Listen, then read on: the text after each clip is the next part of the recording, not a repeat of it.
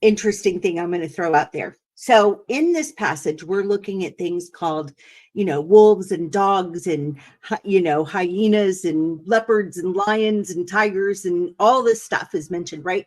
So the first thing that my brain went to when they mentioned dog, I know that the name is Caleb, right?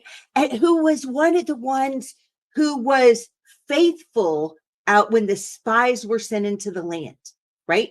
Here we've got this man called Caleb, and he gets a special portion even in the promised land, right? So right away, it took me to the thought of epigenetics, right? So you can be going along, right? Maybe your seed line was corrupted, right? But I know Dr. Carolyn Leaf described it as like a zip file, something that I can either unzip and activate in my life, or I can decide I don't want that file in my life. And that we have a lot of choice. It gives a lot of thought to free will with this corrupted seed line. Yeah, that's very true. And the corruption inside the seed line also, and this is something we were talking about earlier with the frequencies. The frequencies of music have a tremendous healing power when Yes. they are predicated on 432 hertz as A, not 440. 440 sows chaos, but Right. 432 sows healing. Mm-hmm. And so when you hear music that is predicated at 432 and is built along that, and you're listening to harmonic music, that harmonic music is creating a frequency pattern inside your body that is pure health. Yeah. And it causes a lot of restoration in the organs. And not only that, but it also solves many issues in the mind. And, this was a question that Ayn Rand had. She asked the question, how can instrumental music create emotion? She couldn't understand that. How is it you're listening to a piece of music that has no words, It is and the next frequent. thing you're weeping, right? Or you're Right. standing glorifying or whatever, right? How can that happen? And the answer is that music is a pure language and it's understood by everybody on earth. You don't have to speak. If you speak music, you can speak it no matter where you are on earth. And when you speak music, you hear music and you're hearing what's being said. And go ahead. I was just going to mention, I don't know if you ever had a chance to, watch any of it or anything, but my friend Tammy Sorensen is the sound therapist at Dr. Monzo's clinic. She has spent her life in music and frequency. You would love her. You two need to talk. But anyway, we did a 7-part series based on Isaiah 11:2, but also based on the Torah portion called Naso, that was all based on the Pythagorean theorem of the frequency. It shows the frequency of the tribes bringing in their gifts for the temple. Yeah. I'm familiar Worship. with that. Yeah. Really I'm fascinating. study. Yeah. And, all I can tell you is that, I could get into a very extensive study on this, but, when you have a guitar, if you take the guitar and you play the open string, you go dong. But if you touch it exactly halfway in between, you get a note an octave higher. If you touch it a quarter of the way through, you get a note 2 octaves higher. And these harmonics, you can go on up. And I know the scale of these harmonics, and I've listed them 1 through 32, the 32 divisions of harmonics, which is really all that's relevant to human hearing. And in those frequencies, you find the major third, you find the perfect fifth, you find the dominant seventh, you find the diatonic scale, then you find the chromatic scale. And because there is 1, 5, 8, then 3, 5, 7, and 1, you hear a major chord, a 1, 3, 5. That chord is completely consistent with the overtone series that you're also hearing. So it's actually 2 witnesses to the same thing. One is an assertive witness. One is something that's latent, is also laying there. And so you're joining those 2 together to create this harmony. That harmony creates a resolution in the mind and in the soul that all things are right. All things are correct. There's no discord. There's no dissonance. There's no chaos. all things are right. So when you hear a major chord, this is initially what is perceived in the brain. And by the way, this goes down the oral nerve from the ear into the brain, and it bypasses the reticular formulator, which causes you to understand everything. Most perception is done. You perceive, you see, that comes in, and that perception is translated into a word for you to conceptualize it. So you conceptualize through this filter process, putting it into words, then your mind stores it. Not with music. The music goes direct to the mind. Right. And then of course direct to the heart. Yeah, which is an amazing tool to be able to use for those. I mean, think about somebody who's been through the level of trauma that they're in a catatonic state, right? Words aren't going to do any good at that point. Right. You know, Right. I mean, there are certain things that need to bypass the reasoning and that can get in and still restore. Yeah. Mm-hmm. And it does, and good music does do a massive job at restoring the heart. You know, when a person is psychologically broken, emotionally broken, music soothes the soul in many, many ways, you know. And I mean, you know, I was a student of this stuff, and, you know, there was a chord that was developed by a jazz musician named Thelonious Monk. And the ancient teaching was that you had an interval, and it was called the tritone. And because they called it the tritone, they called it the devil's interval. And this interval is exactly halfway between the 1 and the 8. So it's called the tritone. It divides the 1 and the 8 perfectly. So there's 3 tones. And it's also known as the flat 5.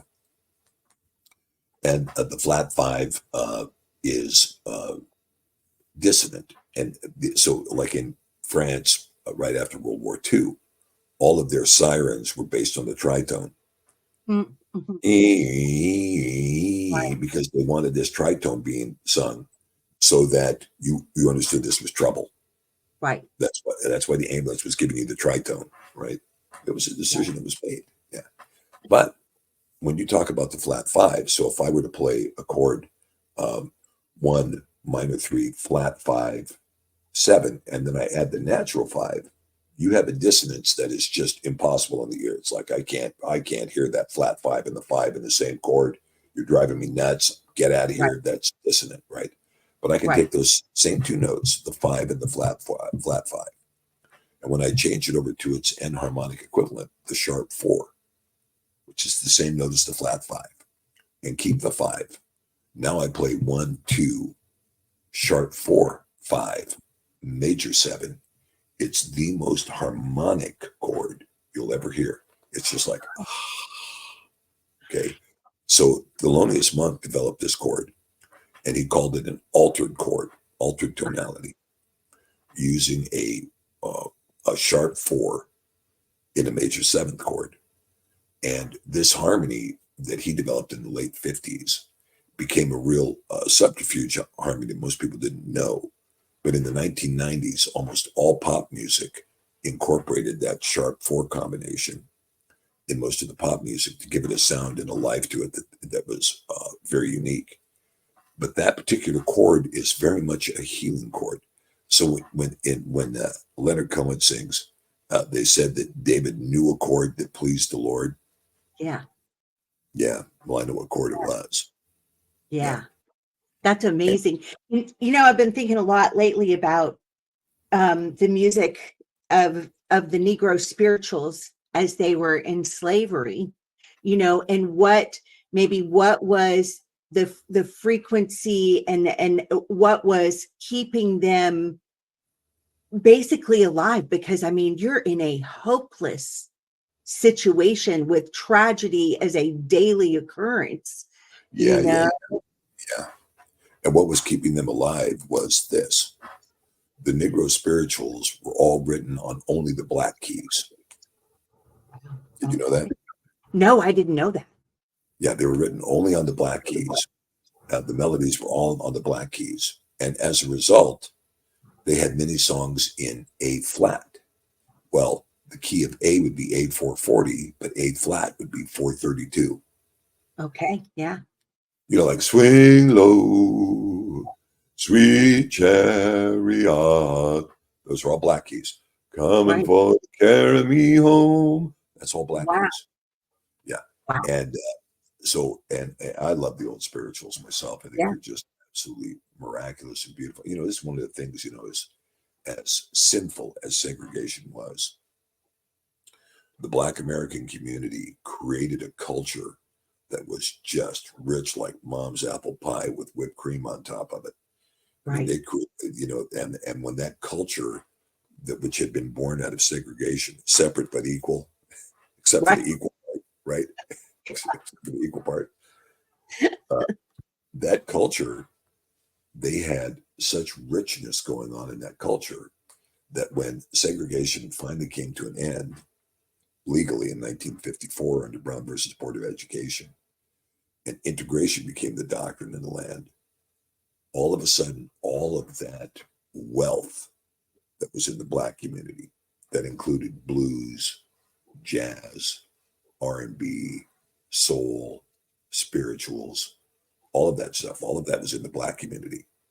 All of that stuff comes waltzing into the white community, and people were like, "Yes," you know, Yeah. you know. Yeah. It's a very rich blessing for the white community to be blessed by the black culture that had grown up alongside of us. Yeah. And I mean, look, black Americans are every bit as much American as white Americans. They shouldn't be hyphenated at all in any respect. There were black indigenous people on the continent before the white man ever got here. Oh, yeah. Not all of them came in as slaves. The slave trade in America was only 6% of the slave trade. 49% of the slave trade went to Brazil, not to America. It was only 6%. And of course, the first slaves in America were not black at all. They They were were Irish. Irish. Right. They were Yeah. Irish. Irish. But the problem with the Irish was you couldn't tell them apart once they ditched it. Once they ditched the accent, you couldn't find the Irishman, right? Yeah. But Right. you could find the Afrikaner, right? And, Right. a large percentage of the slave owners in the South were actually Black Americans. They were Black Yeah. Americans, Yeah. Huh. and the problem is that there were abusers of the slave system. I'm not a proponent of the slave system. I think slavery, even though it's structured in the Torah, there's two things in the Torah I think are wrong outright. One was the structuring of slavery, and the other was the doctrine of inheritance, that a wife could not inherit from her husband. Hmm. And both of these were addressed in the English common law. Revolutions were fought over, civil wars were fought over these issues. The Magna Carta was trying to correct that very issue. And ultimately, William Penn in America would be arguing to terminate slavery, terminate slavery, terminate slavery. The Quakers were always opposed to slavery in Pennsylvania. They were always opposed to it. And, so slavery had, as an economic system, it was a dumb economic system anyway. And it had to come to an end. And the fact that Black Americans were exposed to that, it's a terrible tragedy. But, if you knew the tragedy that happened to the Irish, Right. That went on for hundreds of years, you would know that as bad as it was for Black Americans, it was worse for Irish Americans. You ever heard the song, "I sold my soul to the company store"? Oh, yeah. Remember that Oh, song, right? yeah. These were Irish bond servants brought into West Virginia to coal Mhm. mine. And they had it set up in such a way that by the time you were there to finish up your 7 years on your bond, you owed the company store so much money you weren't ever getting out of that coal mine. Until finally, what's her name was born, who was proud to be a coal miner's daughter. Yes. Loretta Lynn. Loretta Lynn.